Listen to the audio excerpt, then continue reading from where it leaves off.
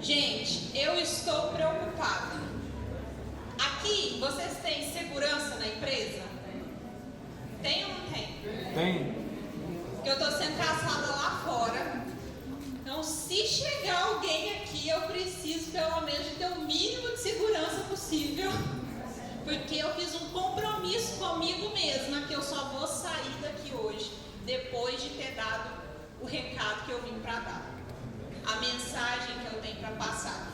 Então, se vierem me procurar aqui, eu quero contar com a ajuda de vocês para eu ser escoltada, certo?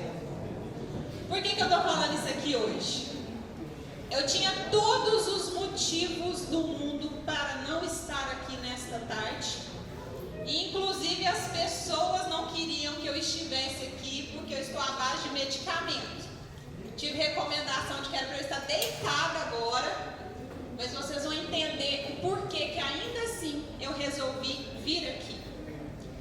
Quando a Yara me fez o convite para vir a essa empresa falar sobre angústia, eu fiquei pensando assim, para que será que ela me chamou para falar desse tema?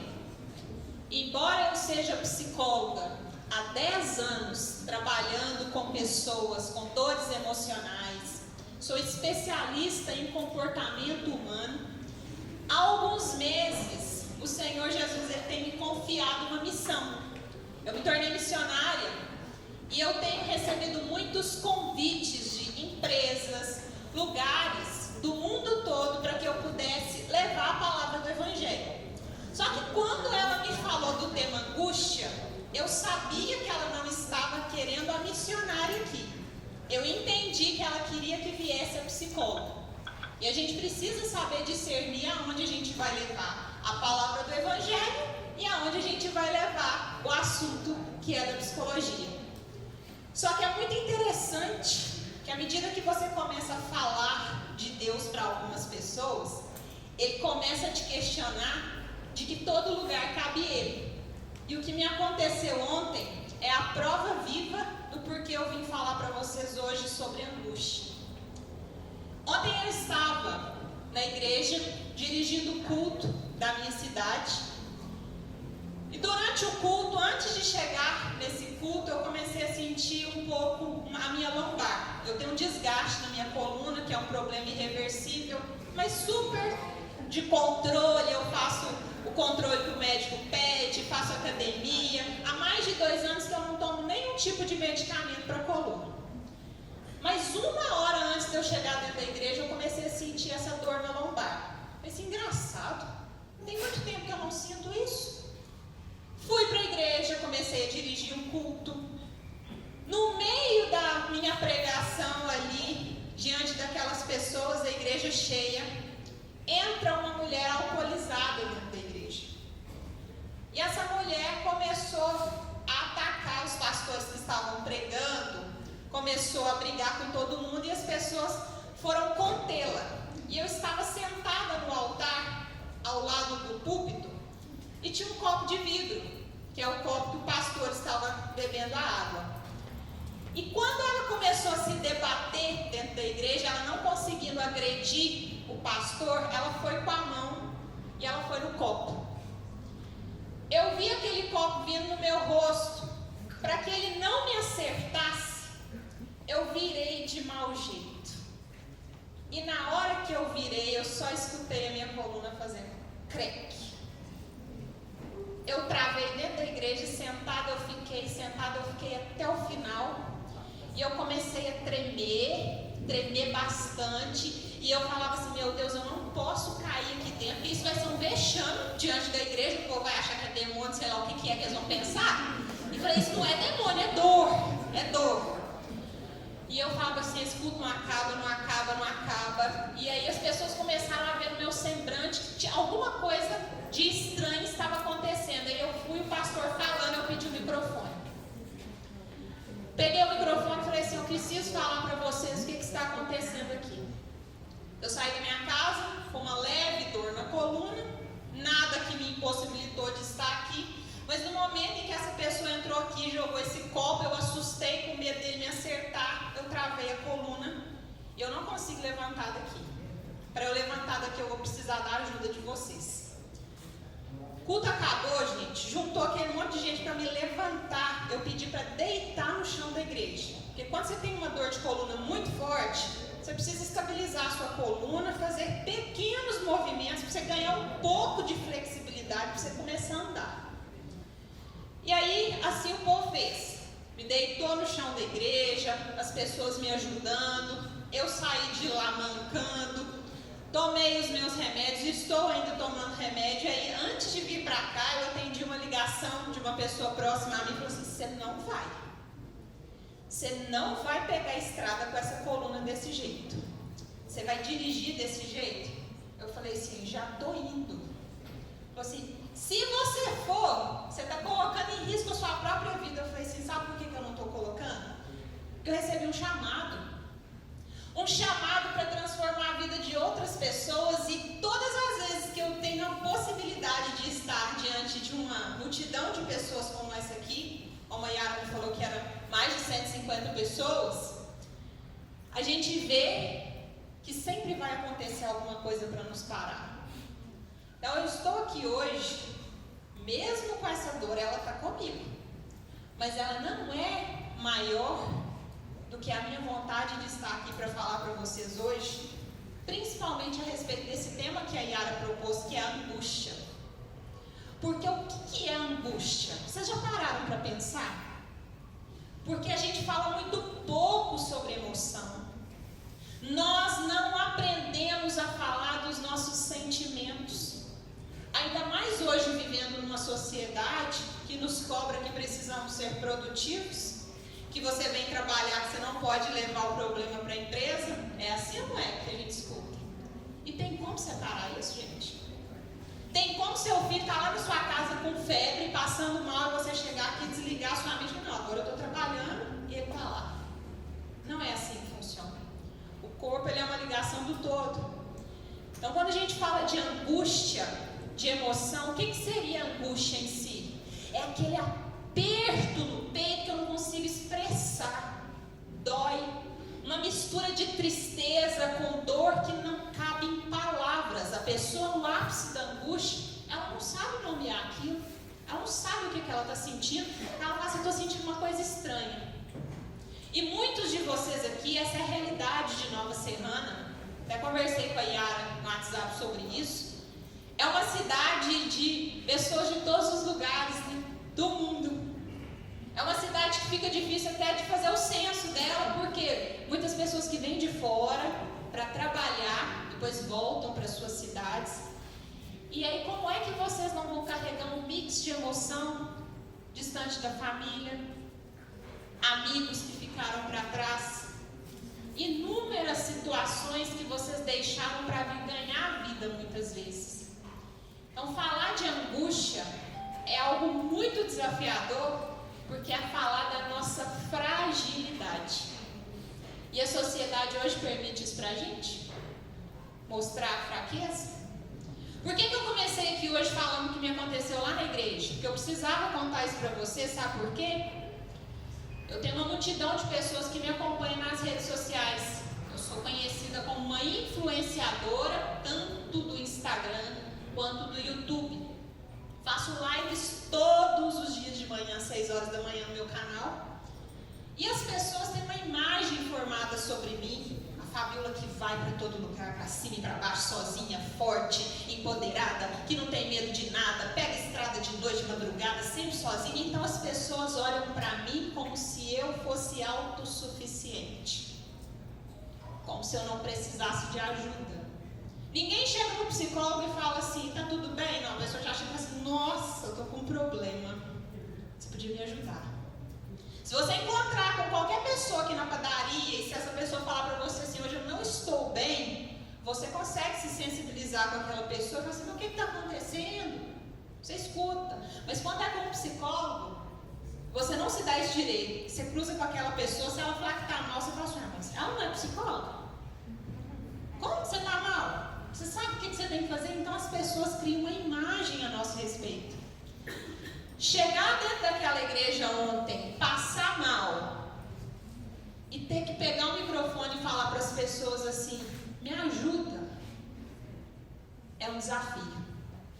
Mas foi necessário isso acontecer ontem, nas vésperas de chegar aqui, para falar para vocês que mostrar a nossa fragilidade também é mostrar a nossa força.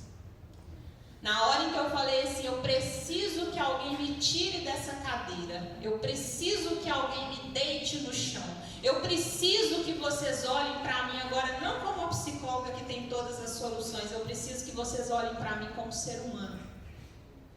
É o que vocês vão ter que começar a aprender a fazer, se quiserem aprender a lidar, que seja com angústia, com depressão, com ansiedade, porque hoje o maior problema que nós vivenciamos é pelo calar-se, silenciar. Nós não aprendemos a falar do que sentimos. E aí quando vamos para as relações interpessoais, relacionamentos românticos, vira aqueles joguinhos emocionais, por quê? Você quer que o outro adivinhe o que você está sentindo. Você quer que o outro adivinhe o que você está pensando. Porque o diálogo, o falar, o expressar, ele ficou cada vez mais escasso. A gente não julga a criança. Se entrar uma criança correndo aqui, por exemplo, começar a chorar, espernear, por mais que a gente possa achar estranho, a gente entende porque é criança sendo criança. Mas se chega um adulto com um comportamento de choro, de raiva, de expressão de sentimento, a primeira coisa que a gente faz é ligar o nosso julgamento. A gente não tem habilidade, empatia para lidar com o outro. Quando nós vemos alguém chorando, na maioria das vezes, qual é a frase motivacional que a gente usa para quando uma pessoa está chorando? Chora não. É ou não é assim? Chora não, sua vida é tão boa. Você tem família, você tem perna, você tem braço, você tem comida. Aí a pessoa já está mal pra caramba, você destrói ela. Ela não está questionando que ela tem comida na casa dela, ela não está questionando que ela tem braço, que ela tem perna, ela está falando de algo que não está cabendo dentro de si. Nós perdemos a empatia, a capacidade de se colocar no lugar do outro e falar assim, olha, está doendo, me conta, o que está acontecendo? A pessoa chega, ela está com um copo cheio, ela só quer falar, ela quer que você resolva o problema dela. Ela sabe que é ela que tem que resolver, ela não está pedindo você para resolver, ela só quer alguém que socorra e fala assim, olha para mim com amor, eu só quero falar. Quantas pessoas que estão aqui que está pela tampa? Quantas pessoas aqui que sofrem de ansiedade? Eu não vou pedir para levantar a mão, porque pode ser que todos levantem. Vou poupar vocês disso. Ansiedade hoje é o mal do século. Ansiedade, depressão. Tudo aquilo que muitas vezes não é falado e verbalizado. Que a gente vai guardando, e aí a gente passa pelas ruas. Sempre que alguém pergunta pra gente, tudo bem? A gente já tem a resposta. Qual que é a resposta? Bem, nós não temos nem mais capacidade de saber responder a alguém que cruza com você na rua. Se você perguntar pra essa pessoa se está tudo bem, ela virar e falar assim, tá não, hoje eu tô péssimo. Aí você fala assim, cara, o que eu faço com isso? Tô com pressa. Nossa, eu não vou ter tempo para escutar essa pessoa. É assim ou não é?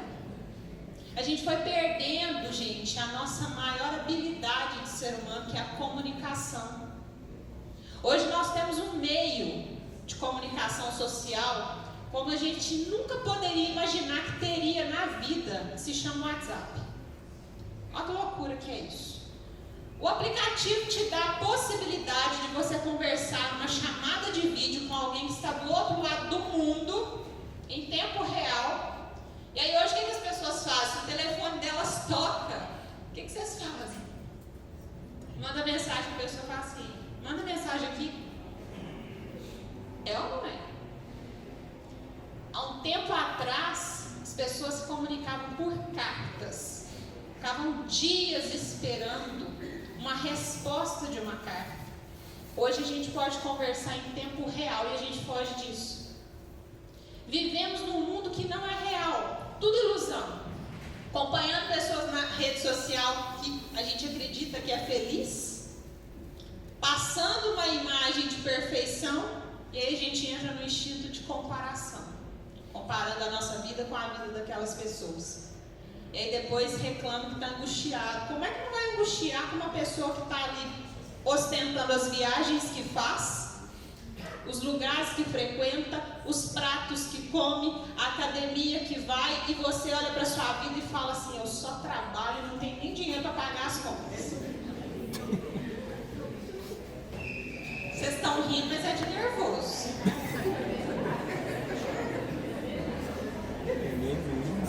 Aí, escolhe o povo errado ainda para seguir. Eu fico impressionada com isso. A pessoa às vezes é assalariada, gente. Eu não estou julgando quem ganha salário mínimo, não é isso. Mas ela é assalariada e ela quer seguir a blogueira que vende todos os produtos, base de R$200, perfume de não sei quanto. E a pessoa, se ela vai nisso aí, como é que vocês não vão sofrer, gente? É um mundo ilusório. É onde vocês precisam ter clareza qual que é o critério de felicidade na vida de cada um. Faz essa pergunta para si. O que é felicidade para você? Porque às vezes o que faz você feliz não é o que me faz feliz. Às vezes o seu sonho é ter uma casa própria. O sonho dela é arrumar um namorado. O sonho da outra é ter um filho. Então, como é que a gente pode falar de felicidade? O que é felicidade para você? São as perguntas e os questionamentos que a gente precisa começar a fazer. Pode estarmos falando aqui de angústia, de emoção, seja qual for o seu problema, a gente precisa começar a questionar a nossa existência.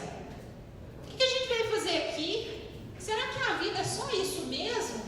É só trabalhar, pagar boleto? Qual é o sentido?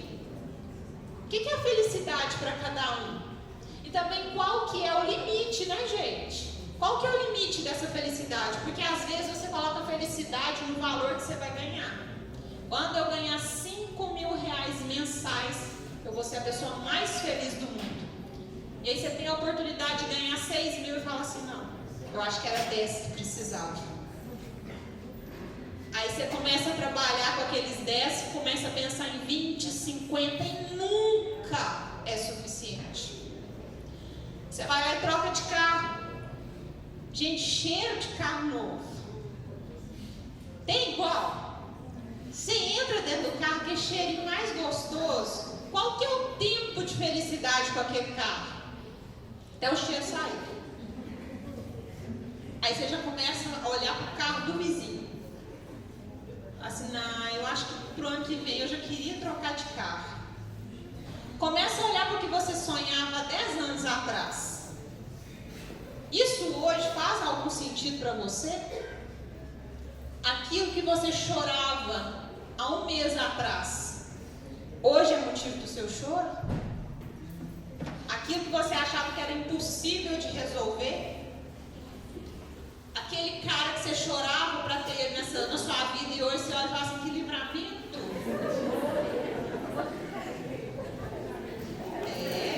Você já parou para pensar se Deus realmente ouvisse todas as nossas orações, que fracasso que seria?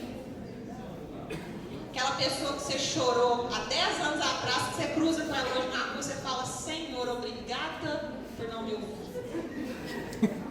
Hoje eu sou a pessoa mais feliz do mundo. É rir mesmo, que você está rindo de vocês. É a vida, gente. Vida sem propósito, sem motivação, vira vida de lamentação. Uma hora dessa eu poderia estar deitada na minha cama, respondendo o WhatsApp das pessoas, me colocando no lugar de vítima. Coitadinha de você, melhorou? Quer que leve um café para você? Quer que leve um café? Que quero ninguém no meu pé, não. Eu quero estar aqui falando pra gente. Eu fui chamada, foi para isso. E quantos de vocês estão aí, ó, com uma vida sem propósito, não sabem nem o que veio fazer aqui? Aí acha que a felicidade está na balada que vai, aí vai pra festa, compra roupa cara, sapato caro, vai, chega lá porque não beijou ninguém, não pegou ninguém, e fala assim: a festa estava horrível. É ou não é?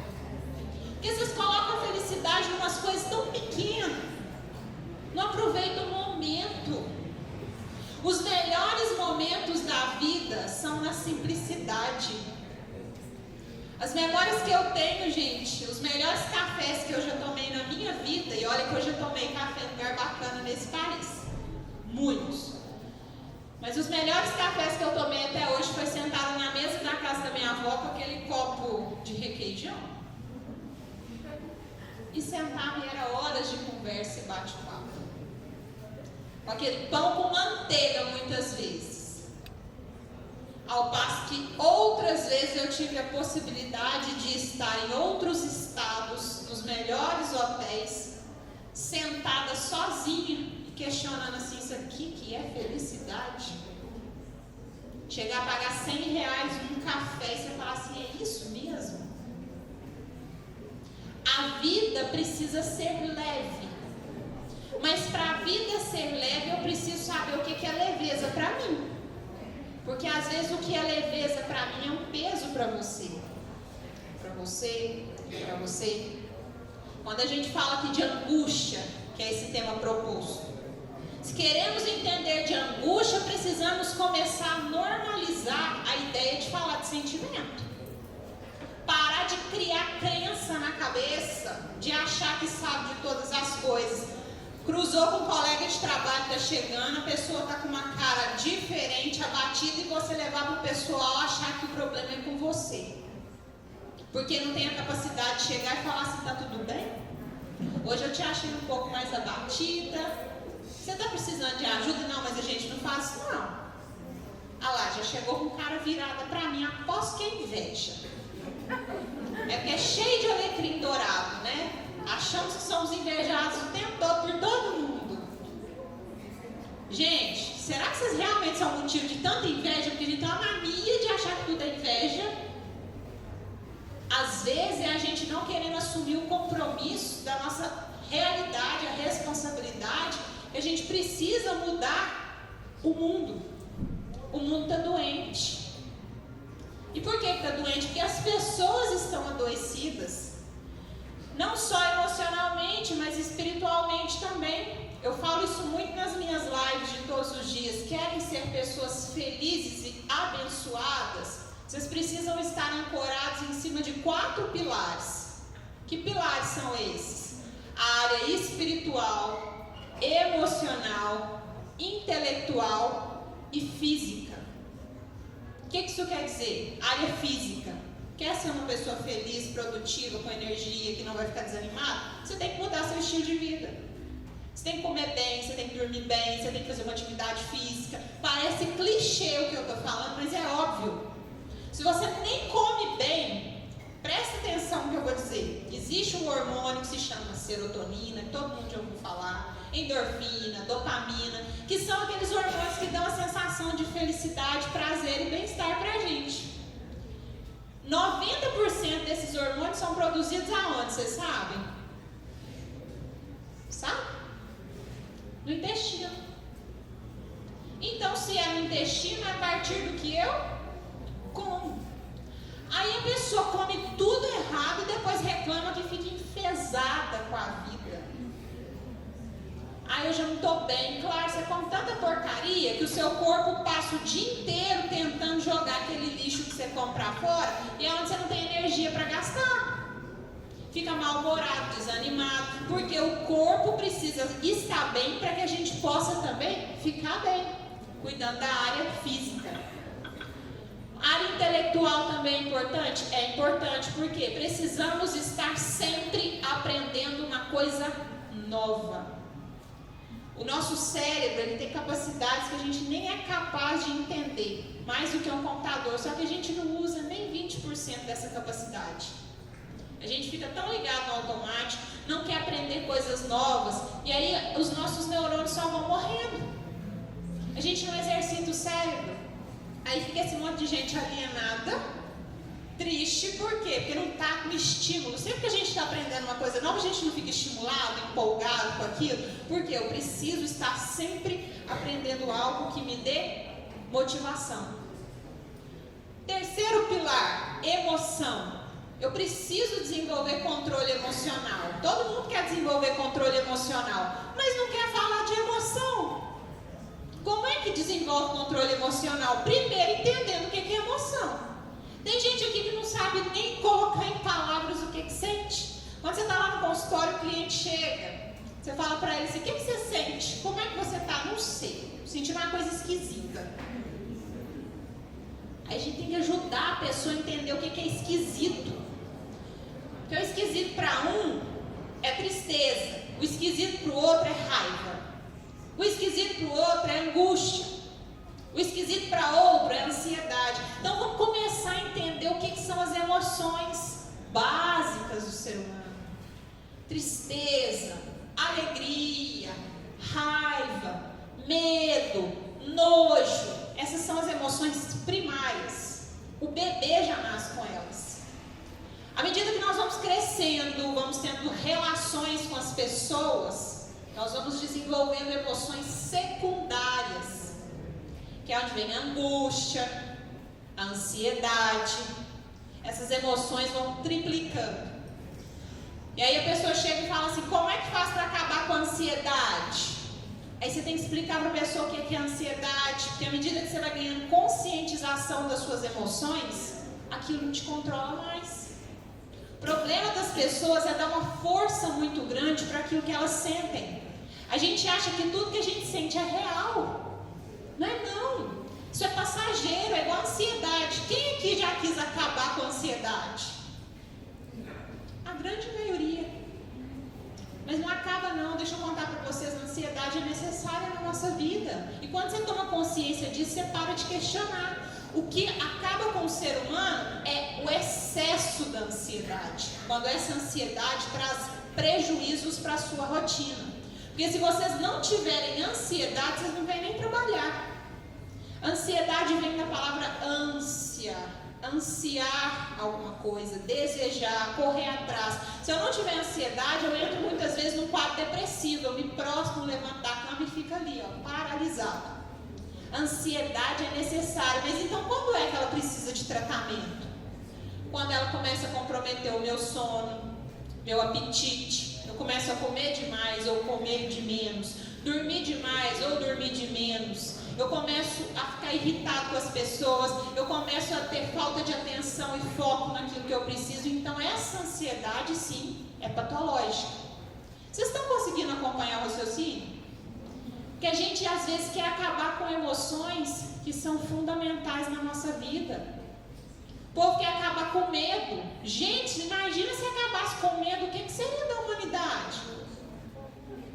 O povo que tem moto, tipo eu já tive, pegar uma Kawasaki, você vai andar 40 por hora? Nunca. Mas, se você sobe em cima de uma moto daquela, e se você não tem um mínimo de medo possível, o que você faz? Na hora que você pega uma reta, aquela reta, você vê aquele ronco do motor, gente, chega a arrepiar. Por isso que a coluna tem que travar mesmo, é Deus falando assim, ó, tem que pôr limite, senão a gente fica inconsequente. A criança, como ela ainda não tem o cérebro formado, ela não consegue tomar decisões assertivas como adulto, se você amarrar uma toalha nas costas dela e falar assim, você é o Batman, ela pula ou não pula do telhado? Pula. Agora a gente não, porque tem medo. Aí vocês querem acabar com o medo. O medo é um termômetro necessário na nossa vida. O medo faz a gente ponderar algumas situações. Então comece a entender a partir de hoje que ter controle emocional é uma coisa e acabar com as emoções é outra completamente diferente. Quando vocês entenderem isso, a vida já muda. Aquele dia que você estiver angustiado, ai, eu não posso ficar desse jeito. Pode, porque a angústia também é um momento necessário na nossa vida, que é o momento em que a gente faz as maiores reflexões da nossa existência. Os maiores músicos, quem gosta aí de música sertaneja, por exemplo, as maiores músicas sertanejas são o auge do que, gente? Sofrência. O cara que terminou, foi traído, é no ápice da dor que ele arranca uma música e lança angústia faz a gente refletir a vida, em todos os aspectos. Assim foi com Davi. Não sei se vocês conhecem a história de Davi na Bíblia. Davi foi um grande guerreiro, um dos maiores que a gente tem na Bíblia. Tinha medo de nada. Ele matou leão, matou urso com pedra, gente. Ele derrotou o gigante Golias. Tinha medo de nada. Ele não tinha tamanho, não. Ele era de pequena estatura. Mas chegou um tempo da vida de Davi que ele começou a ser perseguido pelo rei Saul. E ele teve medo. Olha isso. O cara que matou o gigante que ninguém conseguiu. Ele matou o gigante, mas ele foi se esconder de Saul na caverna.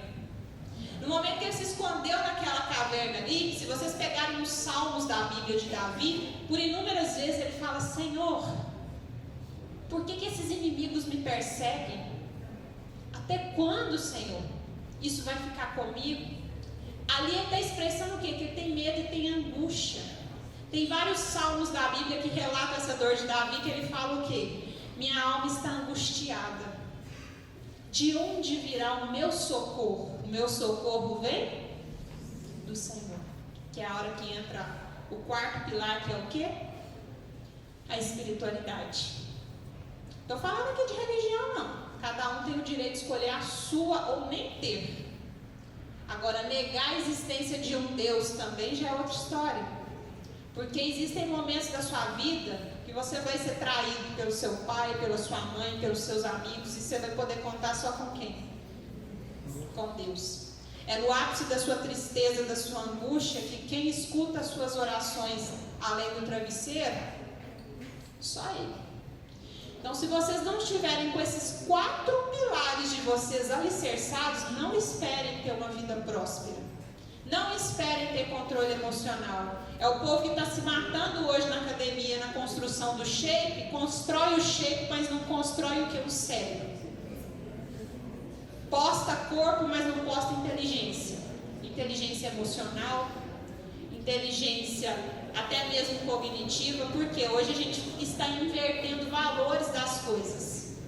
Valor hoje virou imagem, a imagem que eu passo. Só que a imagem que a gente passa, ela só dura 5 minutos, tá? 5 minutos. A sua beleza que você está construindo aí, ela só vai encantar nos 5 primeiros minutos. Então comece a ficar preocupado com o que você tem para oferecer depois desses 5 minutos. O que mais que você tem para oferecer? Qual que é o seu diferencial? Faça essa pergunta para si. Aonde eu chego, eu chamo atenção pelo quê? É pela bunda que eu tenho? É pela barriga tanquinho? Ou é porque eu sou capaz de transformar a vida de pessoas? Eu tenho a capacidade de ouvir pessoas. Eu tenho a capacidade de me colocar no lugar do outro. Porque muitas vezes estamos passando por processos e dores na nossa vida que são tão fortes, mas às vezes pelo simples fato de você conseguir ajudar pessoas, aquilo já te faz bem.